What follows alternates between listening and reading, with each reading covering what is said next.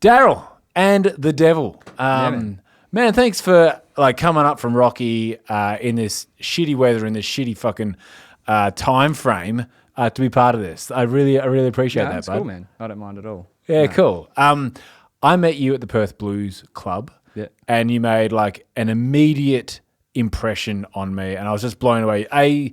You've got some really cool blues songs, but this contraption here, man.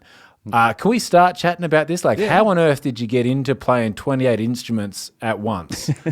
Well, initially it started off me just wanting to fill up the sound. So I started off with a bunch of homemade stuff. So there was medicine bottles filled up with rocks and things to make shakers, and then sticky tape together.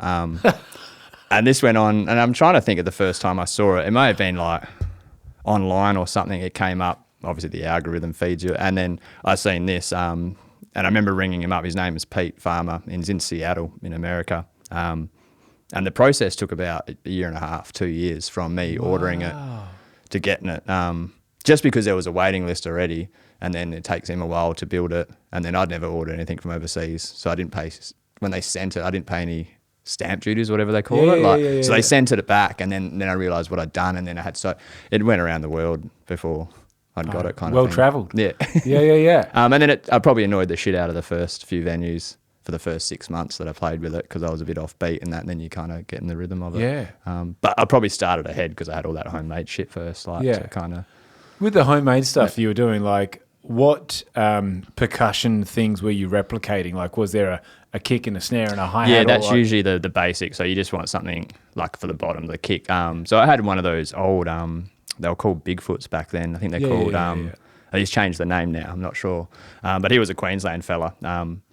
So I had one of those Bigfoot stomps, and then I just had a tambourine, and then I thought, well, the third thing is the snare sound or the shaker sound. Yeah. So, and then then you can start using your heels and your toe. And then there's a bit of as I got kind of further into deciding to play, there's a bit of a history of the one-man blues thing. So there's a whole bunch of them when you start. They're all obscure, but they go right back, a bunch of one-man band kind of things. Yeah. Whole new world for me. Yeah, there's a bunch of them that go. Well, then they're kind of I don't know if you call it a scene or because they're all playing all different kinds of music, but there's a history of it, so to speak. Yeah. So Pete, that dude, he's done it. If you're interested in that stuff, he's done a book of the history of one-man bands for the last couple of 100 years. Admittedly, as soon as that Perth Blues gig, I went straight home and I Googled this thing, man, because I've got dual foot percussion, but this is next level. So just tell us some of the instruments you've got on here. Yeah, there's snare. I mean, it's just like a regular small drum kit. It's snare, hi-hat, and your kick. But you can control the snare with 2 pedals, and then you're controlling the hi-hat with 2 pedals, and then the kick with 1.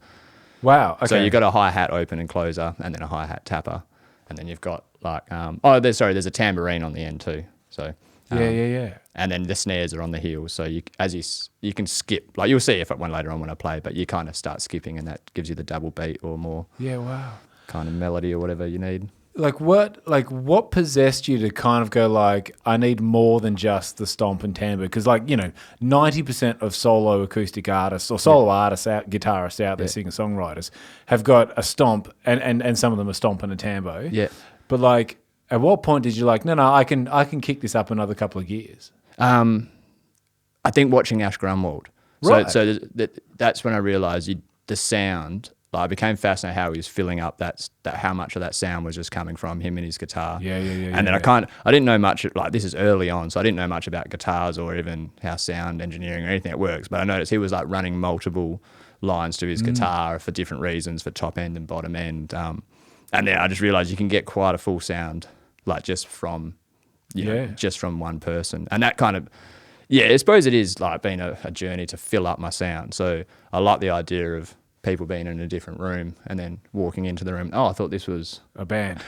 Yeah, full on fucking that's band. I suppose it's a bit novelty, but I like that idea that I'm filling up the sound enough that it gives that you're not.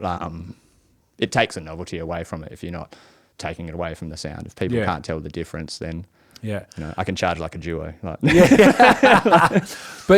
you're right. And novelty is not the right word. There is a definite uniqueness. Yeah.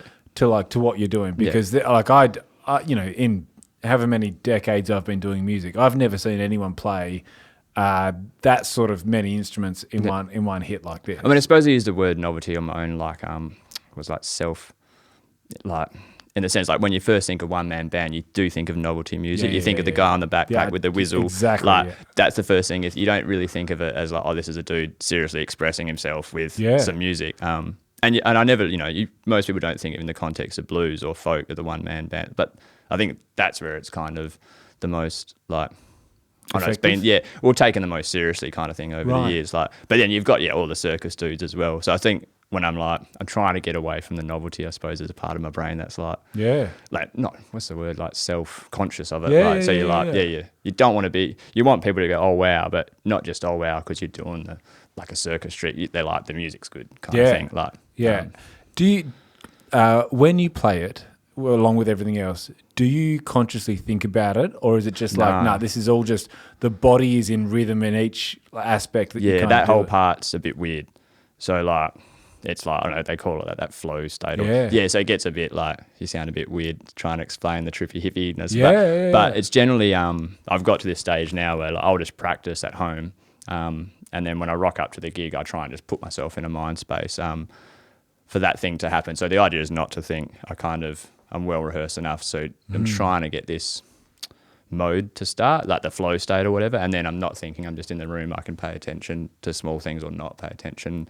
But that's what I'm trying to encourage the whole time from me on stage. But there's a balance, I suppose, where you want to go in and then come out and come in. So the artists are like the most, they kind of go into that space and fully immerse, and then they come out and then, bring you back in there, into that rhythm.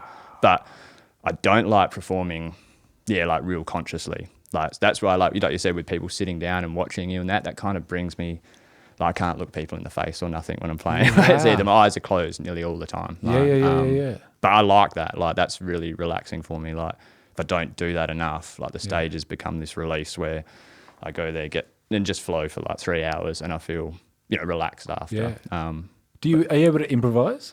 Yeah, Can you just feel like actually, I'm just feeling this and just like take it in a direction? So that's what I'm trying to do. Like, so I'll try not to rehearse any solos.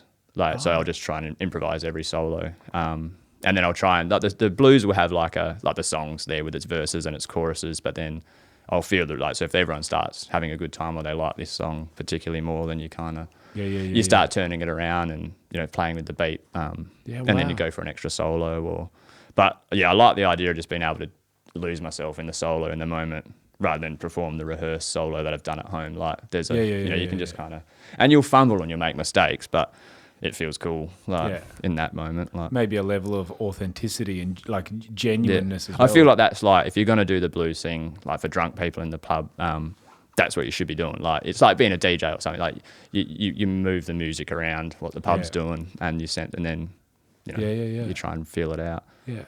Now we were talking before. You don't have anything on Spotify. No. A lot of the gigs, and you do a lot of gigs, right? And you've achieved that by like word of mouth. I'd love to explore that because it's not often in this day, with all these platforms that are out there, that you have someone that's just like focused on the live show. Yeah. So I'd love to hear about how like you. Yeah, I guess you leverage your live show and you make that so impactful, as it was for me, that people talk about you. Yeah. I mean, I suppose that's just my way of like justifying like my inability with social media and stuff like that. Like I find it hard to sell myself in that. And then when I first started, I was still like, it was right at the time when you could still sell a CD. And what I was finding early on, I was in Queensland in a town called Maryborough when I first started doing it. I mean, I'm from Rockingham, but I ended up over there. And you'd ring up the pubs and not get much response. You'd send an email and not get much response. But you'd go in there and have a chat and you'd get a gig straight away. Yeah, right. And this seemed to be like the secret recipe. You'd walk in there and be like, oh, can I have a gig? And they'd be like, no, we're full up. And then you'd sit there, have a beer, and then within 5-10 minutes, another guy's walk, oh, he's all right, I've seen him at the other pub, or they'll go through the schedule and they'll be like, there's been a cancellation next week, maybe. And all you had to do is just hang around and have a beer. Sounds tough. And half of those places are places I'd sent emails to. And I kind of got in that mode of it. So I'm easily satisfied too. So it's like, if I get my once a week gig, because I work as well, it feels like, ambition is probably my hardest. I never thought I'd be getting my 1 gig a week and enjoying it this much and like have a vocation in the blues like this. So now I feel like I've already won kind of thing. Like if I can get an into like, Bridgetown Blues Festival every few years and kind of get a head nod from the other blues musos, then I don't know to want much more would kind of string me out a bit, I think. Like, you reckon? Yeah. I mean, if it would just happen to be happenstance to want much more. Like, I think I could just, I'm just trying to contribute to the, like, how to explain it? Like, I'm trying to contribute to the blues more than change it or do anything extra with it. I feel like at the moment, the focus should be just to authentically do the traditional thing and try and contribute to it in that way and perform it in a way that people don't normally. That's the other thing. I don't normally perform in blues venues. So it's like I'm kind of taking it to these venues that will normally have a top 40 artist or just your regular. Right.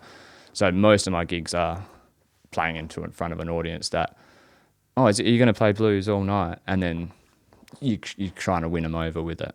And I love that, like, more than, I'm trying to give in a traditional way, you're trying to take it to the pub again. Yeah. And it's weird how many people haven't seen it. Like, like they've heard of it, like, but they've not like just sat there and listened to a guy play real blues for like a little bit, like. But also to execute it the way that you do, like that's another level too, right? Yeah.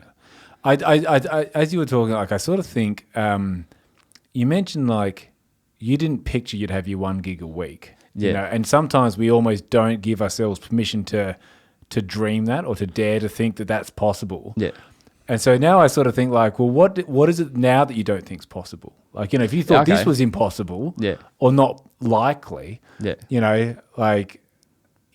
you kept that same optimism. If I had to dream on a cloud kind of thing, it'd be like, my Disney World, to go to America, to go to some small towns where some of my favourite, R.L. Burnside and Junior Kimbrough and stuff, like they were from these small towns, Holly Springs, and they had a lot of kids. Like they had like 24, 30 some kids, some of them. Like, wow. So, and they all live in the town. So this cloud dream of mine would be to go to some of those places, out of the blue and perform some of the music and just get some kind of like, head nod or something. You don't want to be, that's awesome. Like, but just to know that you are not given permission or like you've been doing this thing yourself for so long, but you've never been to the place where it is. Just to go there and perform it and then be like, that was all right. That would be worth $1 million to me. And it would just give me that, I suppose, authenticity and to do it. Like, but that would be like, I don't think that would be, if I had to dream on a cloud, that would be to do it well enough to be able to go there and make an impression. And it's funny because I hear that and I think like, surely that is not hard. You put a couple of steps in place. Like, you could make that happen. Yeah. It's not like you sort of sit and be like, I want to be, Wembley Stadium or something like that to 60,000. It's you could apply almost the same principles you've been talking about. Like you pick up the phone or you get on a plane and get over there and you walk in there with your gear and be like, hey man, like I'm here, give me a shot. Yeah, and it's just about like showing them what I'm doing from the other side of the world. Yeah, I just think it's just an interesting juxtaposition of. I don't live any of that lifestyle. I'm not from any of that place in the world. But for some reason, and it's weirdly how it caught on. It wasn't an initial thing, but it's like after a year or two of doing that music in the pub, like, and you start listening to the lyrics and you start figuring out what you thought the song was about isn't what the song's about. Yeah. And then, you've had a shit day and now you're singing and like the music starts to take on this spiritual. I'm not religious or anything, but it starts meaning more. So it's like it's like therapy, man. Yeah, you take it seriously so like from the outside in, why can't you just go to I'd get starstruck like from some drunk blues dude and it wouldn't seem like, so the respect I've kind of built for that thing is huge in my mind. Yeah. So now I've kind of got this, like, I don't know, like the respect in the sense like not just to approach it like, I can do it because I can do it. Like you got to feel it and be able to express yourself in it and like pay homage to it rather than this idea you're going to turn it into something else or do it better than anyone is like it's not really what the blues is. You're just kind of trying to fit into that, contribute to the tradition like and the music. Like, looking back on the shows that you have done, is there a show that kind of stands out as being the most positively memorable of them? And And was it because you had a certain reaction, or was it because it was a certain size crowd, or because it was a certain, like, I don't know, Blues at Bridgetown or whatever, like these elite kind of festivals that not everyone gets to play at? Yeah, I think like the Nimbin Blues and Roots was like the first festival I applied for, and I got it. Like, Wow. So, like before that, if I got festival shots, it was because someone cancelled, or it was right at the last minute they needed to make do. So like, all right, we'll chuck you on the blues stage, or it'd be a caravan show or something, and then like you just get. But yeah, I applied for that one and got it. And I remember at that point thinking, well, like this is the point where, like, I remember being in the crowd watching bands, and you're like, oh, this is the point where you thought, but it's a festival, and I'm going to be looking out at the crowd, and then there's that moment where you're like, the roles are reversed, it just that was just a moment where you're like, oh wow, like you can think of something and manifest it, like, or whatever. Like it manifests itself just by thinking about it enough and then trying to put the things and then all the things you kind of sacrificed up until that point, like it's like become like relevant or not relevant. Totally. Like it just becomes like and there's some things you're like, well, and you realize that you probably didn't have to work as hard as you did before you got there. Like a lot of it was you just self-sabotaging along the way. Like wow. I can understand that, man. Yeah. Fascinating. So what's coming up for you? Like what's next for Darryl and the Devil? And also, actually, who's the devil? Well, this originally it was the cat, like so, and then when I just switched to blues, like, and it was a way of like them going literally that question, and then they'd be like, because I'm going to play blues all night. It was a reference to like early on to the Robert Johnson, the Crossroads kind of thing. And it was so they would ask, and then I could be like, well, I'm playing just blues. And I was in a town where everyone just at the time like just called them the name, so I thought it was a way just to stand out a little bit. But a lot of people, I thought you were going to I thought it was a duo, or I thought it was a band, and I wasn't sure if this thing was called The Devil, man, because I tell you what. But it's kind of like picking an email. You do it without thinking too much, and then years later, you're like, I should have thought about it a little bit too much. It's a bit cheese, like, but we'll run with it. No, it fits, man. It's cool. But it just lets people know, I suppose, marketing way, that I'm playing the blues, like, and that's what you're going to get. And then in another way, the devil's not really the devil. Like in that story, it's like, there's this whole crossover between, voodoo and it being maybe leg bar and like, and then that whole thing of, that creative spirit coming from that point. Like if you don't look at it in a dark, mischievous way, you can kind of look at it. In like, that's where the blues muse comes from or something like that. Like, man, I was not expecting this deep sort of stuff. Not like no offense or anything like that. I was like, wow, like I am in some sort of This is cool. I love this. Because I was like the creative process isn't like I don't really sit there and write songs or anything like that. I'm basically just trying to get myself in that flow state. And then like see what comes. Like and trying to just play some of those songs enough that they become not my own, but they embody them. So I stop listening to them and just play them. And then when I listen to them, I've changed that a little bit without even knowing. But my idea isn't to change the song. But I'm not creatively trying to create songs as such. I'm just trying to channel. This sounds like hippie stuff, but like manifest and channel it. But there's no other way I don't know how to describe the creative process, because I see other people like, oh, why don't you just write a song? Like, and if I was doing folk music or something like in a storytelling, like that seems right. But for me, I'm like kind of just sitting there, and then if I've had this kind of day, and then you just kind of, I feel like this or I feel like that, and this happened, then you try and I think that's the way I'll do the blues thing. Fair enough. Yeah. And so before I cut myself off, plans for you, like what's up ahead? I just want to try and do more not bigger shows, but shows with touring musicians, so like other blues musicians, try and fit in where and if I can get myself to a manageable point, like so I could take some of that, like same with the social media and the booking, like if I can get myself professional enough so that I look manageable, and then travel. Like if I can travel, it's kind of it's not really about the money. Like if I get free holidays, basically. So like if I get to go to like in the past I've gone to like Hervey Bay, Maryborough region, and done a bunch of shows, and then come back and break even kind of thing. But the ability to do that, and then use social media to get your name overseas. Like, I mean, I love the idea of like Japan's and Germany's and you know, those little scenes and what they're like with those people. Like, yeah, it fascinates me. Yeah, like Japanese people, like this, like that fascinates the hell out of me. Like just how different music crosses over into those cultures. The culture's so different, but then the music comes in and then they relate to it, and this whole, like the crowd's different, like their level of like respect or obsession or how they relate, you know, in their fandom, like that's so cool. Like, and you just find like, you know, weirdly, like the Germans love blues, like the Dutch love blues. Like there's a whole weird thing with like Dutch blues bands. Like, but so there's little pockets of it that I'd love to visit and just be like, see what happens. Like, yeah, man, that's cool. Yeah.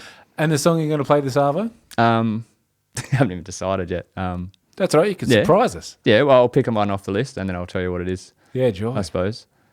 Yeah, we'll do. Oh, maybe we'll do an original, eh? Yeah, yeah, something. That'd be cool. Yeah. That'd be cool. I'm about to say something I wrote recently, and then we'd have that. But it's, you know, basically. I mean, I suppose it's a. Do I tell you what the song's about? Can do. I'd love that. Yeah, if you're happy to. Yeah, I mean, I suppose which one I'm going to do. I'll tell you about. I'll pick which one when I'm the thing, and then I'll tell you what it's about. Do it. Very much in the moment. All right. Thank you for coming in. Cool, man. No, thanks for having me. I really appreciate this. Like I said, you are very talented, and I was just mesmerised by what you were able to do, and I really appreciate you battling the traffic, man, to get up and be part of this. This is really cool, and I look forward to doing catching you again in shows in the future, bud. Yeah, man. Thank you very much. All right, thanks for having me. All right, my name's Darryl from Rockingham. I play under Darryl the Devil, and this is my original blues song. It's called I Can't Take It No More. It's probably pretty obvious what it's about. Anyone who's had a fight with their partner knows what it's about.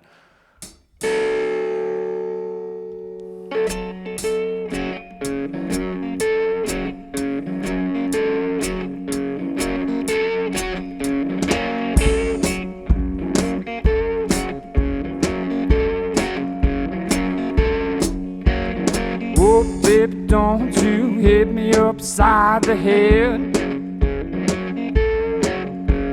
My heart is bleeding and I'm already dead. Watch me walking out to sea. Had a lie back, you never married me, and I can't take no more. Oh, the drinking and the smoking and the fighting and the crying and the shouting.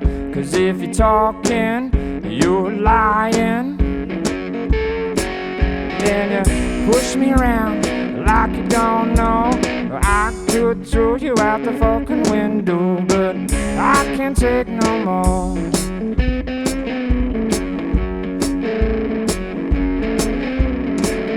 Oh, don't you know a man just ain't a mule? There's only so much he can carry and play the fool. Yeah, for money I sing to buy you a ring, but that don't mean a goddamn thing. That I can't take no more.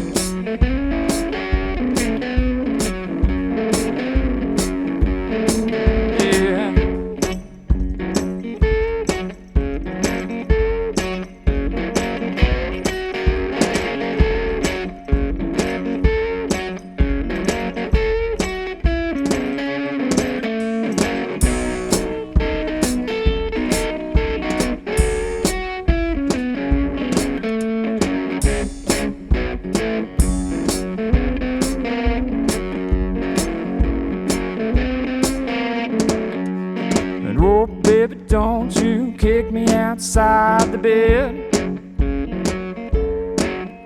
I got no dog house, my cat's on the couch instead. Oh, sirens call me out to say, eat my heart, queen of harpies. I can't take no more.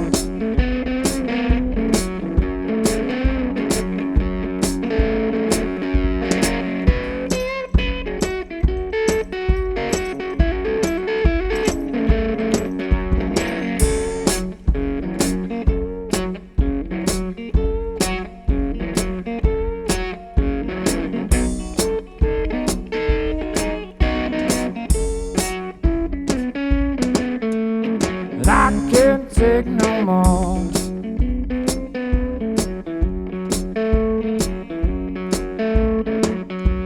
And I can't take no more.